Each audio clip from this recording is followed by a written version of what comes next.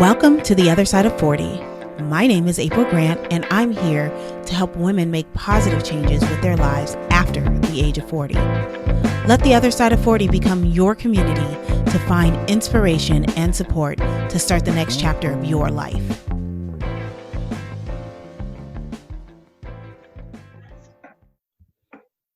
Hello, welcome. Today we have Suzette Vearnon, and she is a passionate life coach and relationship solutionist who has a signature program called Music Math Approach to Relating. In her coaching of high achieving women who oftentimes have had at least one divorce in their past, she saw a recurring theme. They lost themselves in relationship. Suzette was very familiar with their plight. So therefore, she changed her life and really looked for love.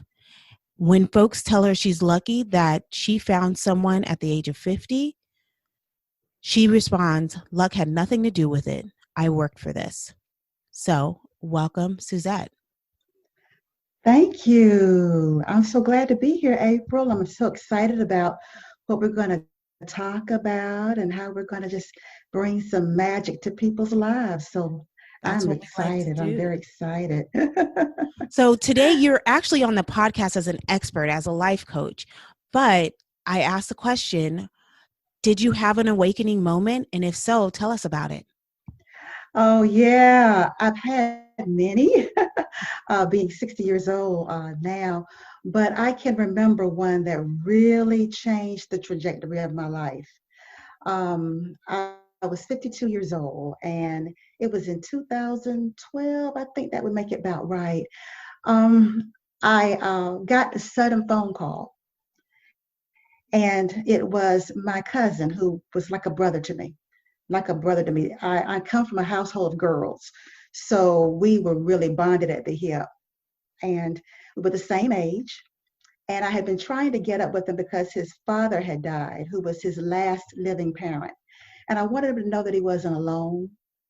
He was an only child, and I wanted him to know that he wasn't alone. So I kept trying to get up with him, get up with him, get up with him. Well, I looked down at my cell phone and I saw it was him, and I was just like, Lawrence, Lawrence, Lawrence. And I heard tears. I heard sobs and tears on the other end of the phone.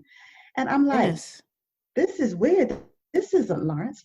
And it ended up being somebody else who was on his cell phone. And they said, Suzette, he's gone. Wow. Suzette, he's gone. I'm like, gone where?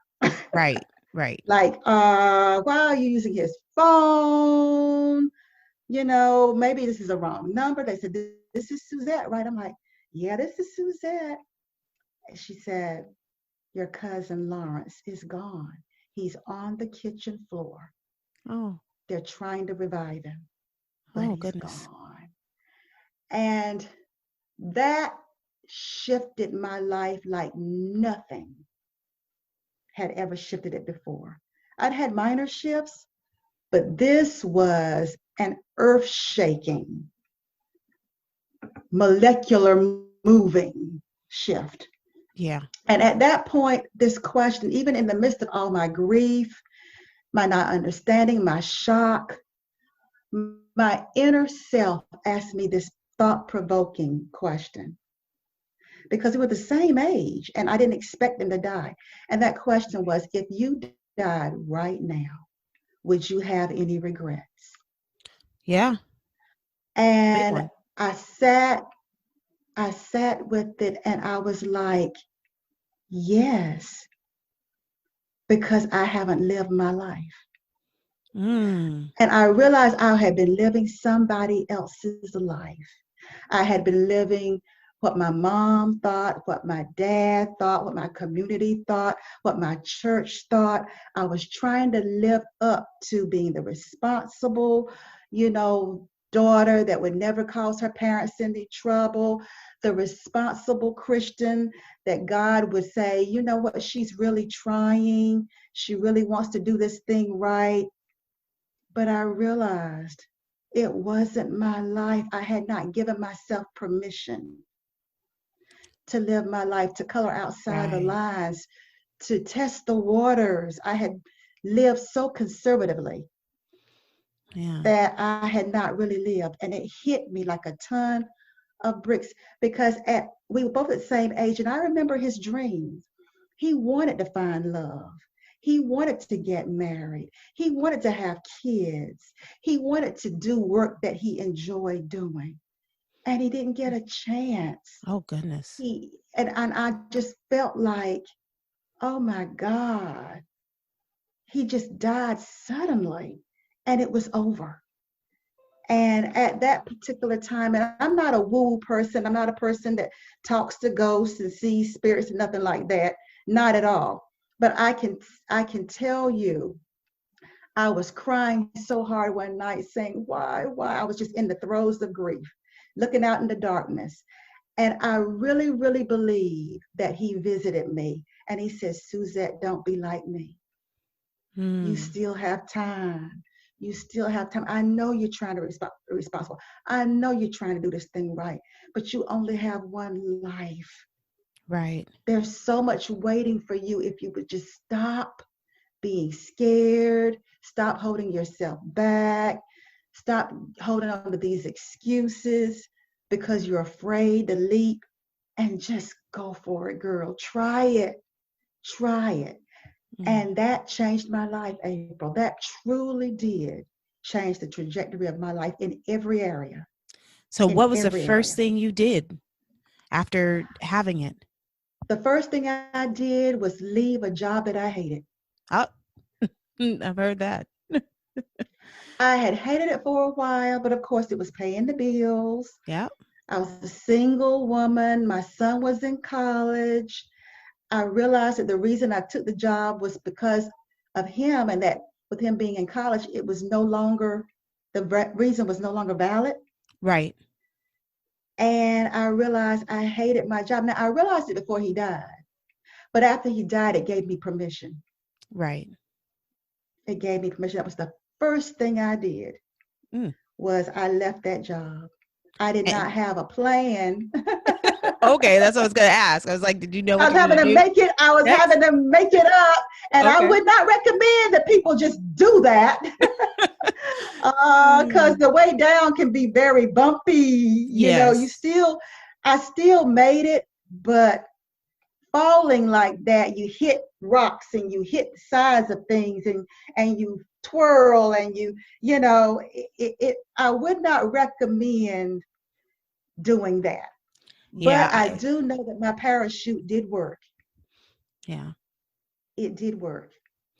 Yeah. I know for myself, whenever I start getting antsy at a job, I know it's time to leave because I know I don't put my all into it anymore. But then I also start Yeah. looking for the next thing. So I never quite leave without knowing what the next step is.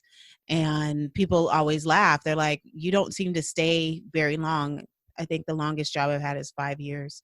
And I said, "Yeah, because I feel that I got all of what I needed to learn out of it, and for most of my positions, there's not been a lot of upward movement.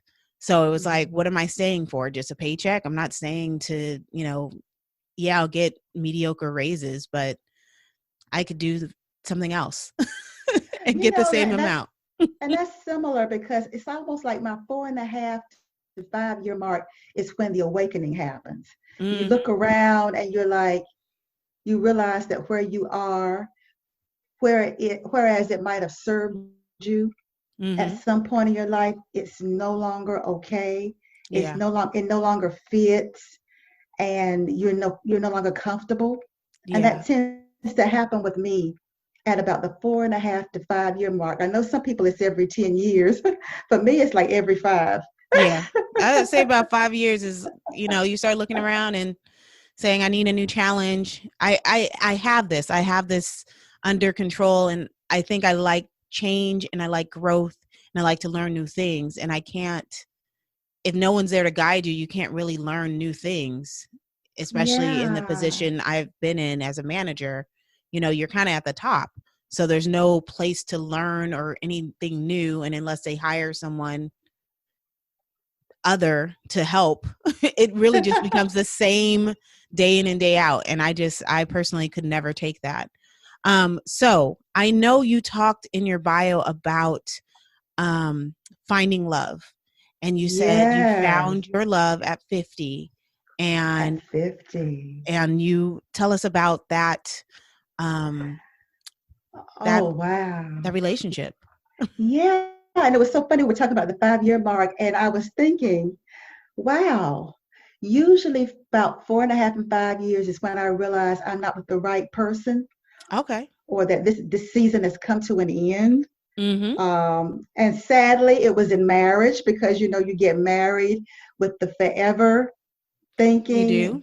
But at the 4.5 to 5 months with my ex-husband, I was like, what am I doing here? This is not working. What I was tolerating, what I was hoping for, what I was praying would change, what I thought that if I just rolled up my sleeves and really gave it the old try would change. I'm realizing it hasn't changed. And if I'm Right. looking at him and looking at me and looking at our character and looking at our life rhythm, it's not going to change. That usually happens. And that's what makes my marriage to my husband that I have now significant, because we just celebrated 5 years in December, Congratulations. and we're on our way to our 6th year. And I can tell you, April, I would marry him again in a minute. Wow. So He could get a what did you yeah. learn from the first marriage that made you come in stronger with this marriage and make a better choice, a better I partnership? I learned that marriage isn't something that you just try on. It isn't something Mm-hmm. that you leap, like we were talking about, taking that leap. Mm-hmm. And because you look at all the rom-coms, and everybody is like taking a leap of faith and taking trust. And I know that for some people that worked for them. Right. So no shade. But for me, my leap was more of a fantasy. It wasn't Mm, built on something substantive. I didn't even know myself right. well enough to make a decision, a lifetime decision. I didn't even know how to recognize healthy in a man. I didn't even know about emotional availability. I didn't even know about how you're supposed to be treated. All I had was an example of what I didn't want, but Right. I didn't know how to get something different. Right. And so what I learned is I had a lot of things that I had to unlearn that were unhealthy. They were familiar, Right. but they were unhealthy. And if I did not make the effort to unlearn them, to practice them, to have somebody walk me through my blind spots, to help me see what I couldn't see, to help me break it all down, Mm-hmm. only to rebuild again in a healthy manner, I was doomed to keep attracting the same man, just wearing different clothes. Yep. And so by the time I met my husband, I had not only worked on myself, but I also worked to understand men, because I had a dad that was in the home. He was a great provider, but my mom and dad's relationship was not the model of healthy. Right. And so he could not guide me in choosing healthy. He could tell me to keep my legs closed. He could tell me, what all men wanted, but he didn't even give me a healthy view of men, Right. of what to look for in a husband. It was all of, well, you don't know him till you marry him, and then you just pray, and then you just stick and stay. But that was the extent of it. And so here I am marrying blindly. And I realized with my husband that marrying blindly is not healthy and it's not mature. No. It really is not.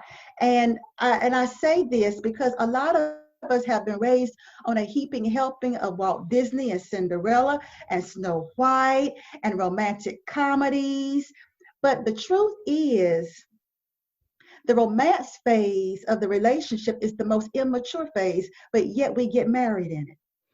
Oh, I never thought about it that way. I mean, personally, I was never my favorite Disney character is like Belle, and Jasmine, people who are fighting the system, fighting the status quo. So I never really believed in the woman, just lying there and one day someone's going to kiss her and wake up. And that's probably from experience watching the relationships around me. I didn't really see anyone who got married in this fantasy world. Now, that doesn't mean I had healthy relationships to model. I just saw that Hmm. that wasn't that, the waking Yeah. up, getting kissed by Prince Charming was just not the way it goes. Um, Yeah, I was hoping to escape, I think. I was trying to escape loneliness. I was mm, trying to escape feeling like I was the odd person in my family. mm, And before I even knew my name well, my mom would sit me in front of the television. And back then, it was a little black and white television with the mm-hmm, hanger in the back. My mom would mm-hmm, sit me in front of that television, and I watched The Secret Storm. I watched The Edge of Night. I watched Guiding Light. So I looked at these soap operas and I saw men and women hugging and kissing each other and excited about each other. Then I watched right, Disney and I saw, love and somebody coming and you being chosen, you being preferred and them whisking you off to a better life. And so in my childlike mind, I felt like my escape from loneliness, my escape from feeling like I'm the odd person in my family, my escape from feeling like I'm the middle child and nobody sees me, that mm, somebody, that marriage was the gateway.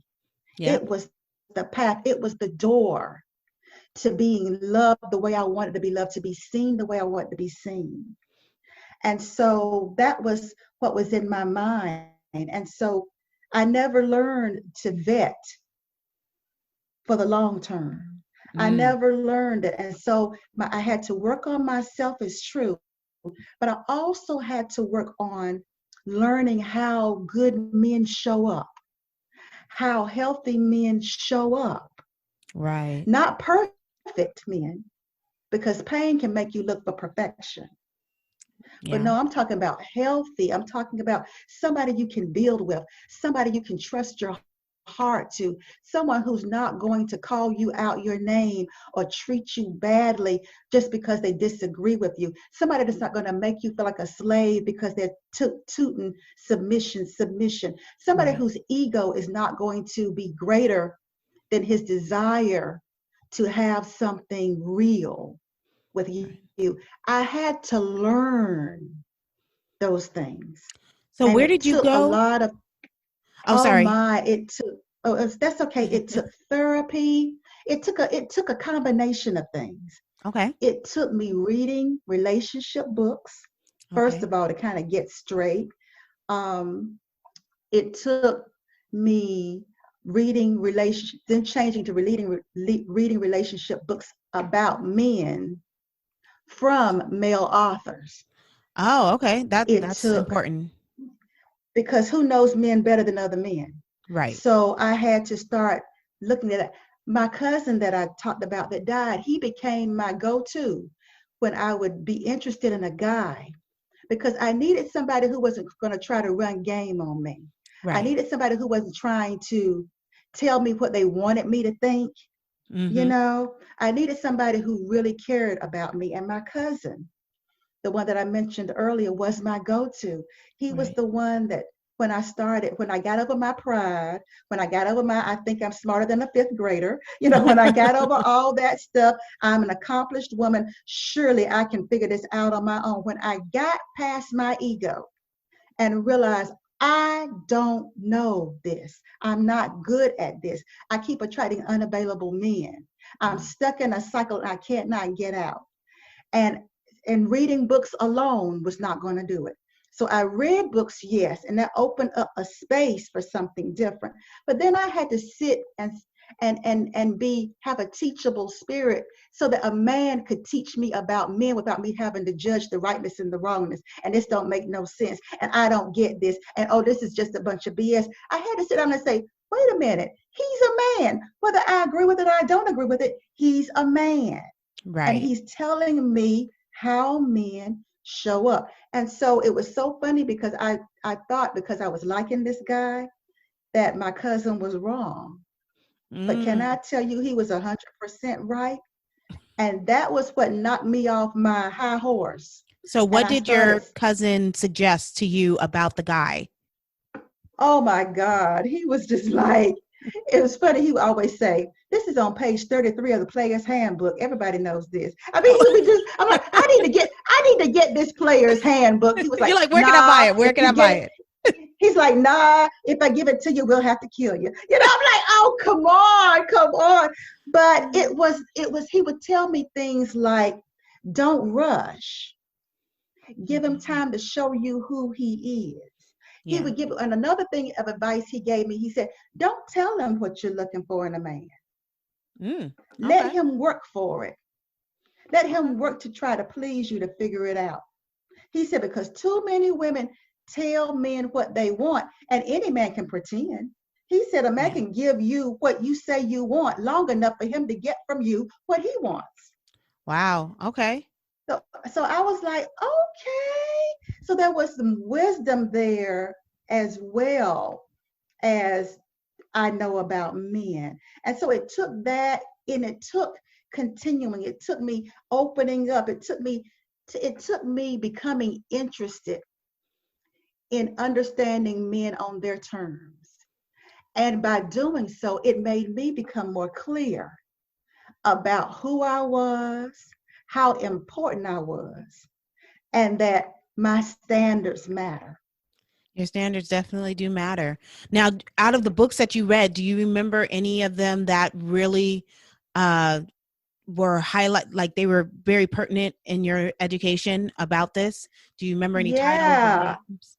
The first book I ever read that made a difference, that broke me open, if you will, that helped me to start working on some areas within me Hmm. that were sabotaging me, was a book called Love is a Choice. That book shifted everything, because up until that point I thought you fell in love, and by Oh yeah, falling, that's what we're. by falling in love, you go from being this sensible, accomplished woman to enlisting in the deaf, dumb, and blind section. Yes. You know, you Yep. can't eat, you can't sleep, you can't think. You know, it's almost like Coming to America. Whatever you want, whatever you want, and you just cease to be able to function because you're so consumed with that man. And So keeping him.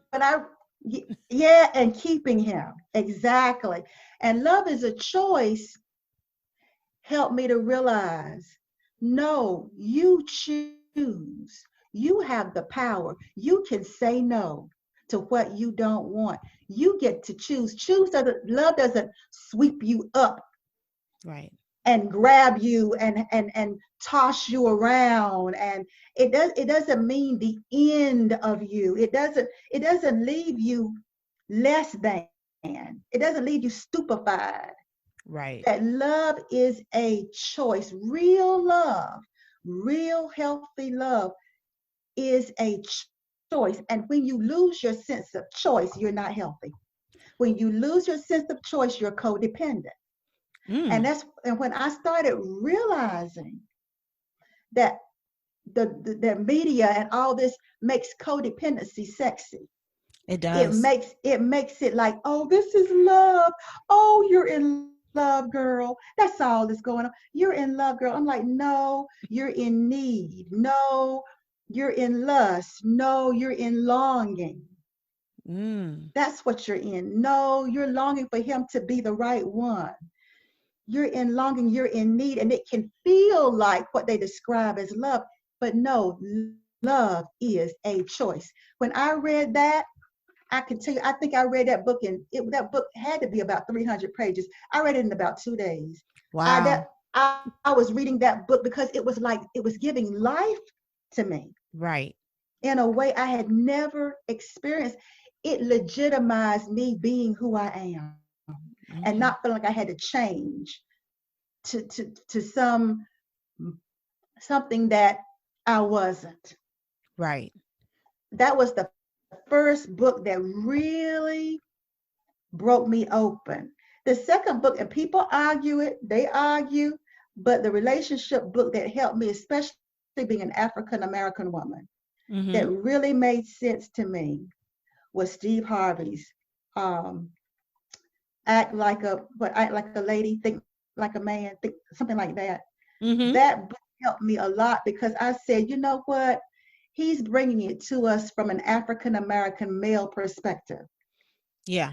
and I want to listen. And that book helped me a lot. And at that time, I was dating my husband that I have now, and I would share with him different things that Steve said.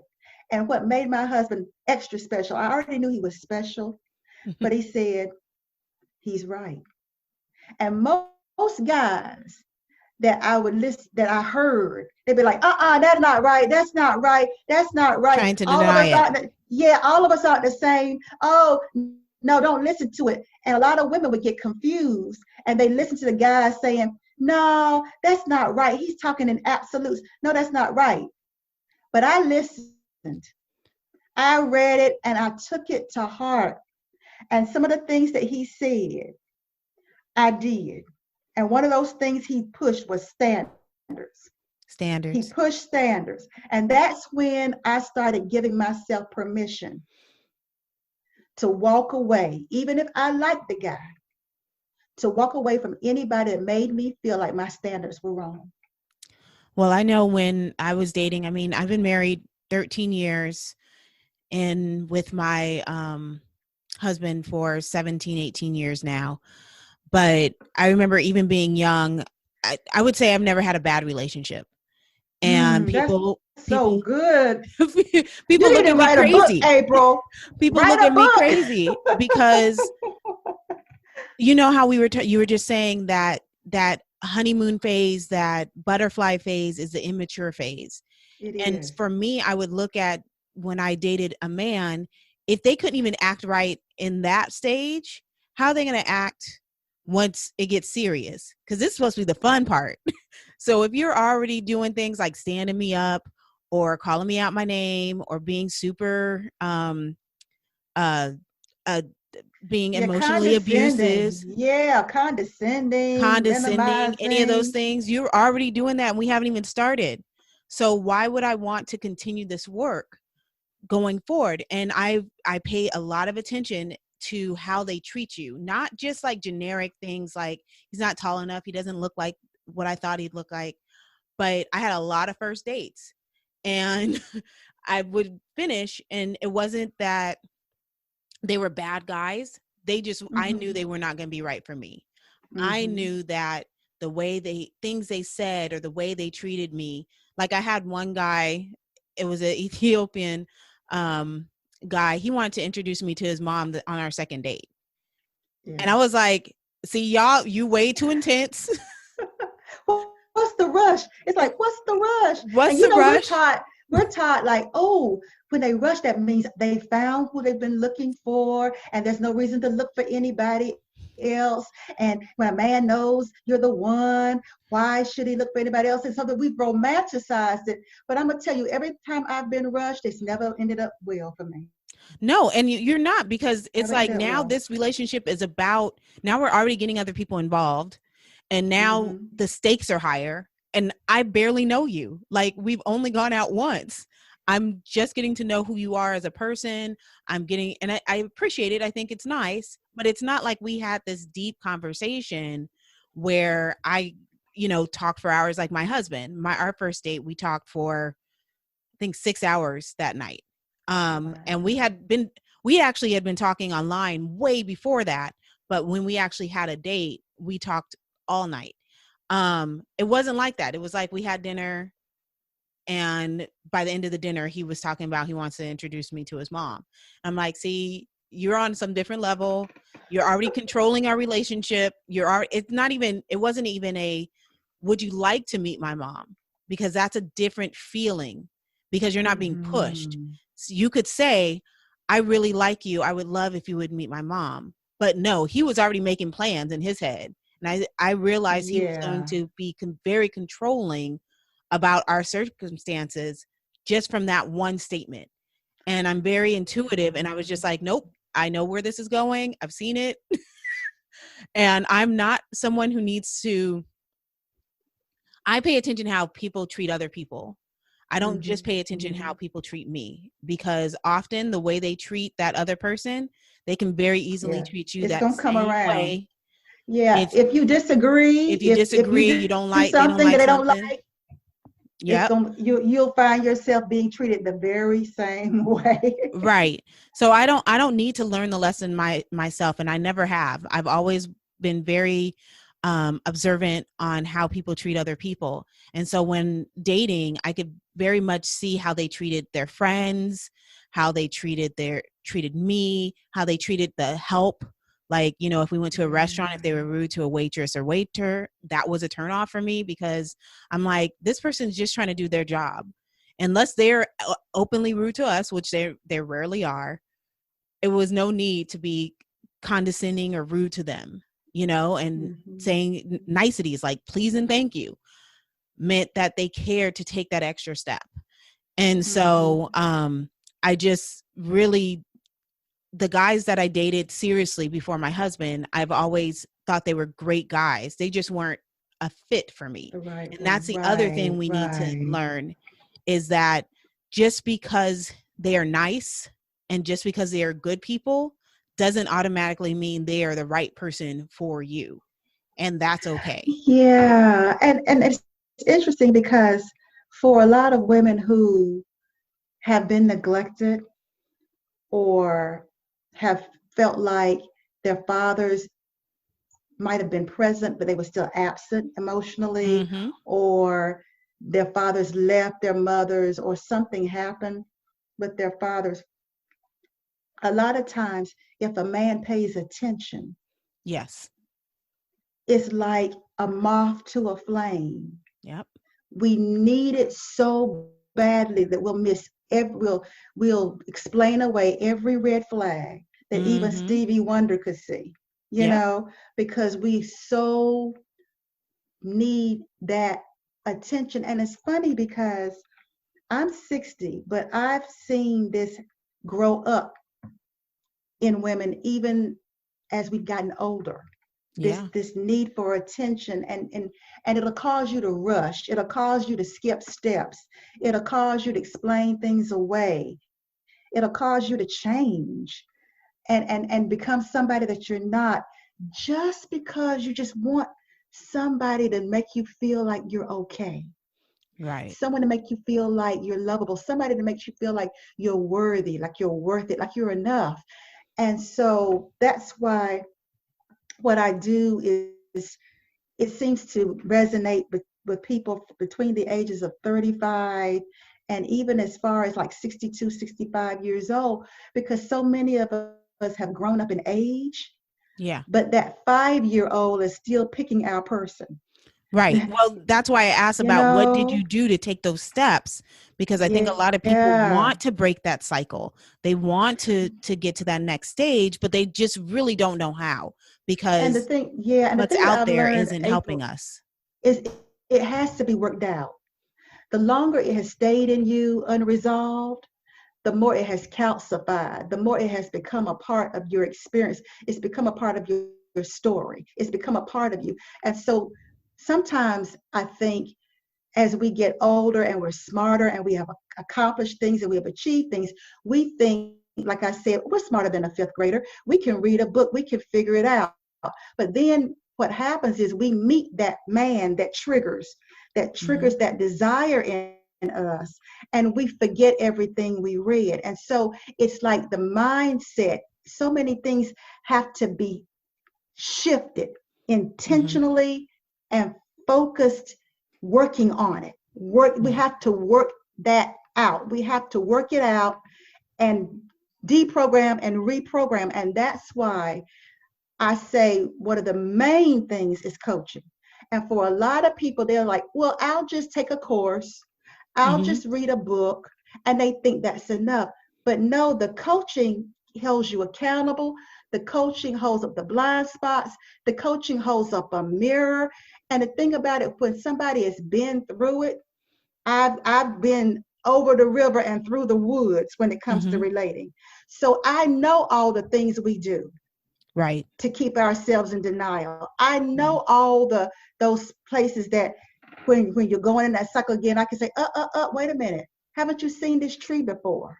Mm-hmm. You got to go, and you need somebody to do it because you are stuck in a cycle and you Yes. can't break your own cycle. You need somebody who can say, hold on, wait a minute.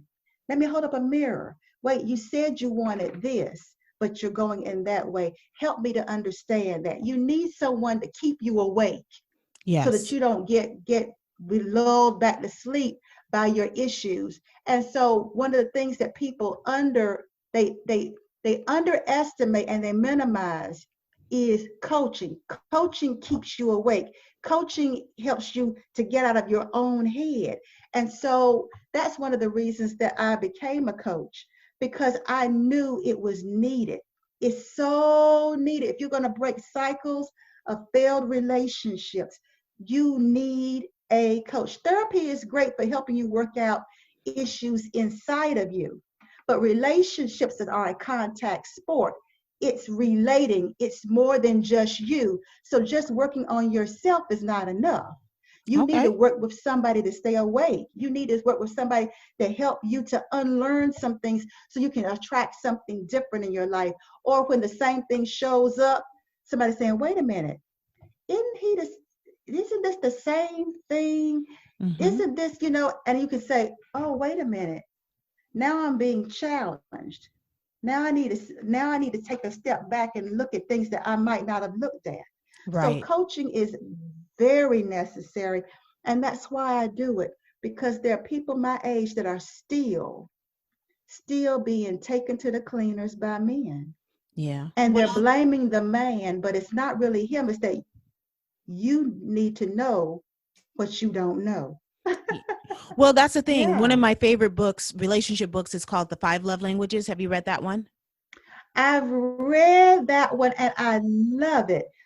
This, I just realized there's some more to it. Yeah. There's a lot more to it, because just learning that person's love language is not enough to settle arguments and conflicts and differences that come up in relationships, as you know. It's a No, great it's starting not. place. Well, that's It's what a I great where I starting was place. going with the book is if that partner understands how to speak your love language, that's why a lot of other things get overlooked. If you're That's true. if you're someone who loves to get gifts and this person could brings you a gift every week, you that's your that they're talking to your spirit. So even if you're not Hmm. trying to like them or love them, you're like they're speaking your language of I got a gift or acts of service. He's always at your house doing stuff for you, always cleaning your car, taking it to get washed, and they're just speaking that love language. And with that, though, comes the blinders.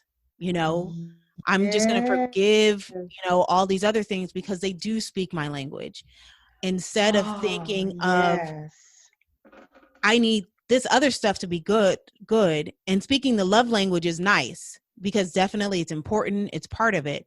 But the rest of it, I really find the love languages are good, actually more for positive, just positive interactions and keeping the love is a choice alive. Keeping Yeah. that alive with the love languages, because then, like, for example, my husband and I, we did the love language test, and he likes words of affirmation. Well, I always say Mhm. thank you when he does. And mine's acts of service, so he always does things for me and I say thank you. And in my head that was enough because I'm showing him appreciation every single time. I'll say please, I'll say thank you, and he's like, I need the extra step of acknowledging what I'm doing for you so it doesn't seem so robotic. And I was like, that makes sense. I can do that because then that fills up his spirit to continue to want to do acts of service for me because there are lots of things that I don't like to do. Well, mainly it's cooking. I don't like to cook and he does. So I appreciate him making me all sorts of meals.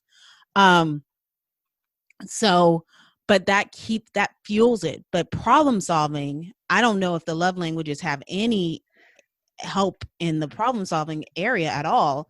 It's just a way to continue Yeah. speaking positively into the other person's life. And you bring up a great point, April, because some guys, especially if men have been in the dating game for a while, some men are just good at dating. Yes. They're good at knowing what to give you. Yes, You know what exactly. I'm saying? So that that person might give you gifts in the very beginning, but then you marry them and you find out they just did that to get you. That Right. really wasn't who they are. And I think that's a very important thing, is that you have to stay around a person long enough to find out who are they. I interviewed this man named Tim T. Sahura Okay. for my You Ask Good Men Answered Summit. I have that summit every year. And one of the things he said is you need to fall in love with the man's lifestyle. Mm-hmm. And it was so interesting because I had never thought of that before. But the truth is, and as you know it as a married woman, that's who you're going to live with every day. Oh, You're yes. not going to live with the person that gives you gifts all the time. You're not going to live with the person that's going to whisper sweet nothings all the time. Because when you're dealing with the household and the bills and the children and all that, you're going to be dealing with the character of the person, what has been honed and is mature and what is not. Right. And so if you fall in love with the lifestyle, like one of the things that my husband and I do, it's not big when you look at what people look for, but Mm-hmm. it's so real and it's so good. We both are nerds. So yesterday for Memorial Day, You're right. give us a plate of food and we watched old Star Trek Okay. and we're loving it. Right. And so it's great because our lifestyles align. Oh, Sure, there's still the whole Mars Venus thing going, men and women, but we enjoy the same things. We love going for walks and yes. enjoying nature.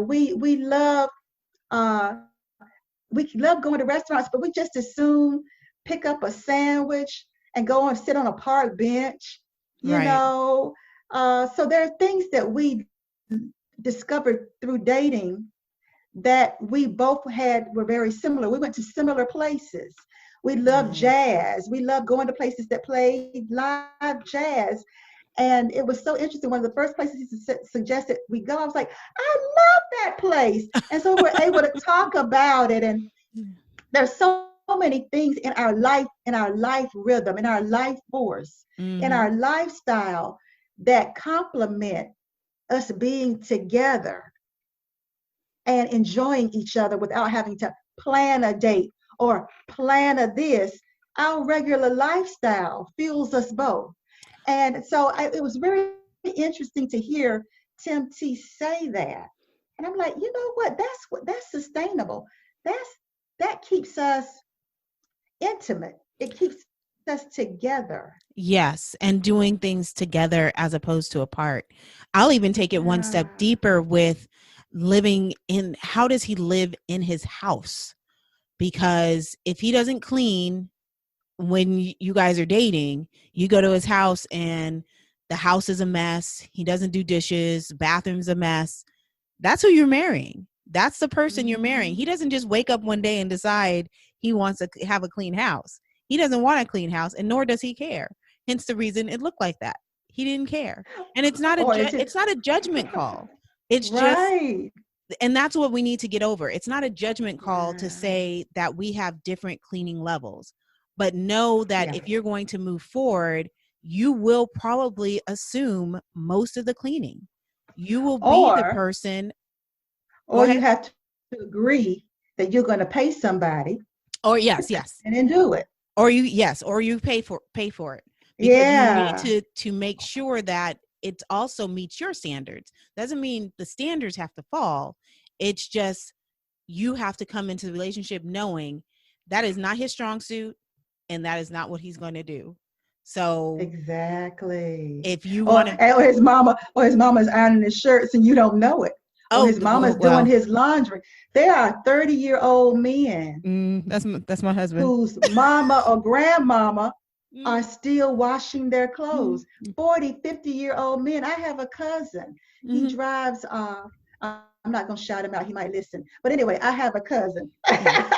And his mom still does his laundry. And he's older than me. Oh. No, my husband actually, his mom did his laundry for a long time. We would go over and visit, and she would pick up all the clothes and wash all the clothes. I was like, why is she doing our laundry? She's like, she just does it. So every time he would go home, he would just bring home the clothes, and his mom would do it, fold it, iron it, put it back Mhm. together. And I wasn't used to that. I've been doing my own laundry since I was, what, 13? So I'm not used For to real. to anyone else like taking my laundry or folding it or doing anything with it. So I would wake up, I'm like, where's my clothes? She's like, oh, don't worry, my mom will bring it back. And for me, initially, it was kind of startling, like that control of why is she taking my stuff? But then I had to realize this is her love language. Her love language is acts of service. She likes doing things for people. But the danger with that was always if it's a piece that you love, but it's like kind of used and worn, it may not make it back to you. She would be happy to clean it out and it disappears on you. And I'm like, where'd it go? But she'll replace it. She doesn't just throw it out. She will actually replace it. And you'll have like a brand new pair of shoes. And she's like, well, I noticed the other ones are getting old. I'm like, but I really like the shoes. So Can I have my shoes back, can I please? have my shoes back? Can I She's have my like, shoes well, I kind back? of threw them in the trash and yesterday was trash day. So no. So, but she's a lovely woman. I love my mother-in-law. So, Oh yeah, I love mine but too. realizing that yes, men still get their laundry done. I would not be surprised that if he were to walk out of here today and had a bag of laundry and walked over his mom's house, she wouldn't even think about it. She wouldn't even ask questions. She'd be like, all right, I got some laundry to do today. That would be it. Um, so, but finding out those things, which you can't find out without having discussions and having talks and really getting to know someone. And Yeah. on the other hand, it's beneficial that he has a good relationship with his mom because Oh he does feel yes. comfortable dropping his stuff off and her taking care of it. But then you also got the other side of how invested in the relationship is his mom. So it's all the things Yeah. you need to look at when things like that appear. And it's not a black or white thing. It's not a judgment call and it's not black or white. It's just what's acceptable to you Mhm. and how much is he, if it's not acceptable to you, how much is he willing to change? And that's at the outset, because if he really likes his mom doing his laundry and he don't want you touching it, that's going to be a problem, because that means that's going to have an impact on where you live, how far away you can be, how involved she is.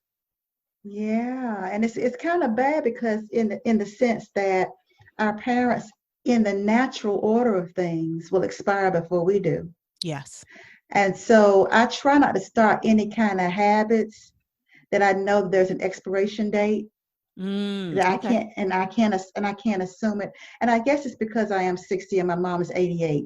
Okay. There's certain things that she might have loved doing or might have been comfortable with doing, but I'm slowly taking them over because I realize she's not going to always be here. Right. So I try to live mindful of that. Now I still love her chicken and dumplings. Don't get it twisted. And her sweet potato biscuits. Right. Right. Honey, my No, you mom still can make need your sweet potato mama. biscuits that'll make you slap somebody. But I'm also trying to learn how to do it myself so Yes. that if that should happen, I can still have a sense of her presence and the love that I feel from it, and be able to pass it on to my grand twins. Oh, So, how you know, sweet. so yeah, yeah, yeah, So yeah. I did want to ask another question that you had in your Sure. bio about music math approach to relating. Can you tell us a little bit more about Yeah. that? Yes, it's founded on what I call three critical factors of enoughness. It's your voice, your value, and your vision. Okay. And by amplifying or using a math term, multiplying those, it allows you to experience love and life in a different way. Because I observed relationships and I observed my own transformation, and I realized what music and math represented. Music, well, let me start with math because math is where a lot of us high achieving women are very comfortable. Math is the calculating, the doing, the performer. Mm. That's what math is. It's the multiplier, it's the addition, it's the working of. Right. And music is the vision. Music is the dream. Music is it's the melody that plays inside of you Okay. that so desperately wants someone else to hear it and appreciate it. Whether Okay. that someone else is you, hearing your own heart song, your own soul's desire. That's the music. There's a musicality to it. And then the math is the worker bee. So it takes a collaboration, a marriage, if you will, of both music and math in order for your relationships to have harmony, to have balance, words that we toss out all the time that are music and math terms, but they are very relevant when it Right. comes to relationships. And so I ended up putting that together, and I identified those three critical factors, because if you don't feel like your voice is being heard, if you don't realize your value, and if you don't have clarity for your vision, then you're not going to have a great experience of love or of life. And can you give us a practical application of the music math approach? A practical application is, first of all, when people come in, they tell you what they've been doing. Okay. I do this, I do that. And my job in using music math is to help them to get to their authenticity, their core, which is the music. What is it that you desire, Mm. right? What is it that's broken? What is it that's not working? What is it that causes you to feel like you're out of alignment, you're out of balance, that things are not right? Let's take a look at that. Let's look at that Mm-hmm. and look, starting with the music first and then having the math. How are we practically applying it? Let's look at what you're doing in your life. Let's look what you're doing in your walk.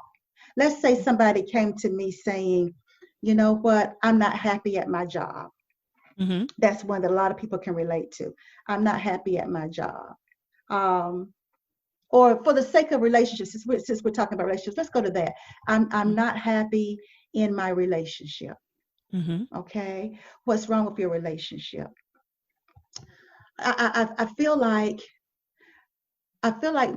everything that I'm doing is for everybody else, right? Right. It's for the kids, it's for my husband, but I feel like, well, what about me?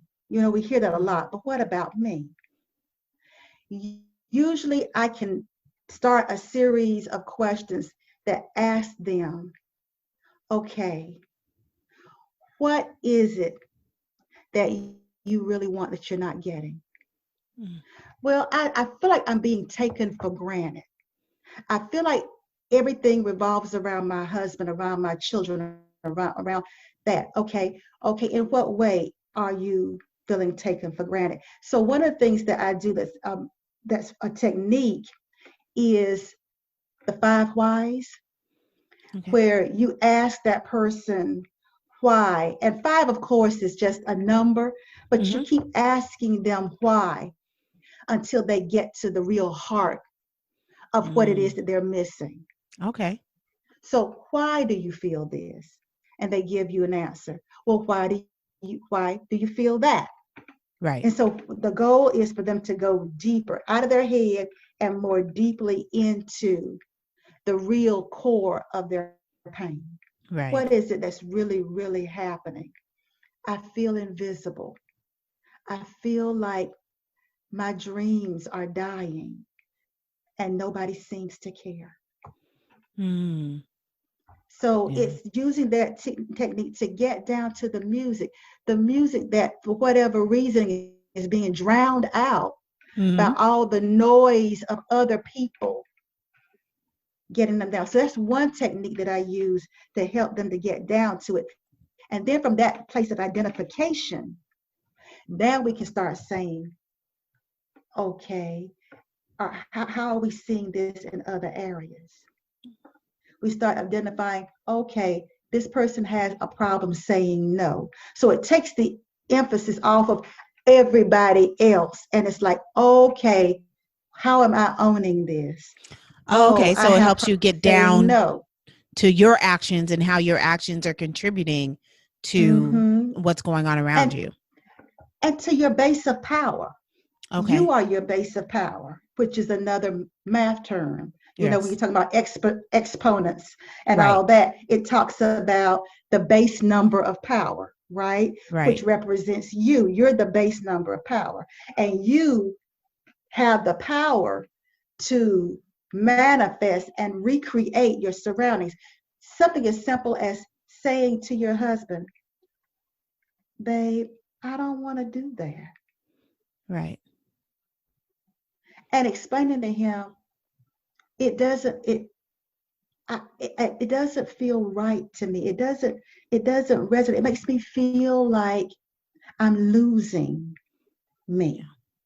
It allows you to say things that usually you don't talk, you sigh, Mm-hmm. and you expect people to read your body language, to Right. read the eye roll, to read the sigh.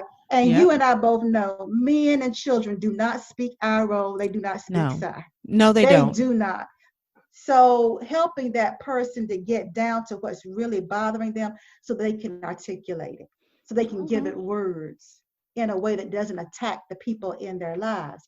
And by doing so, you are owning your power and you're inviting other people to become allies of Mm. helping you to become better. Because a lot of our struggles are because we don't know how to express it.